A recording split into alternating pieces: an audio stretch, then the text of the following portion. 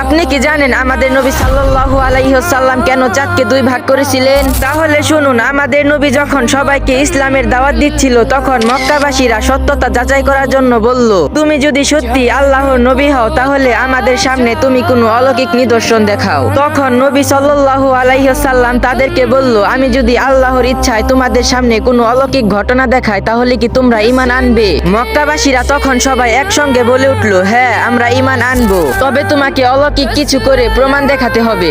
নবী সাল্লাল্লাহু আলাইহি ওয়াসাল্লাম তখন চাঁদের দিকে তাকালেন এবং তার পবিত্র হাত আকাশের দিকে উঠালেন। আল্লাহর সাহায্য কামনা করে তিনি দোয়া করলেন। আর তখনই হঠাৎ এক অবিশ্বাস্য দৃশ্য ঘটলো। আকাশের চাঁদ মাঝখান থেকে ফেটে দুই ভাগ হয়ে গেল। পুরো মক্কাবাসী এই দৃশ্যটি অবাক হয়ে দেখলো, কিন্তু এমন অলৌকিক দৃশ্য দেখার পরেও তারা বলে উঠলো, এটা অবশ্যই কোনো জাদু। মুহাম্মদ আমাদের চোখের উপরে জাদু করে দিয়েছে। অর্থাৎ তারা জাদুর দোহাই দিয়ে ঈমান আনলো না। তো আপনি যদি একজন মুসলিম হয়ে থাকেন তাহলে অবশ্যই কমেন্ট বক্সে বইলা যাইবেন আপনার নবীর নাম কি, এবং আপনি যদি এরকম ইসলামিক ভিডিও পছন্দ করেন তাহলে অবশ্যই এই চ্যানেলটা সাবস্ক্রাইব করে রাখবেন।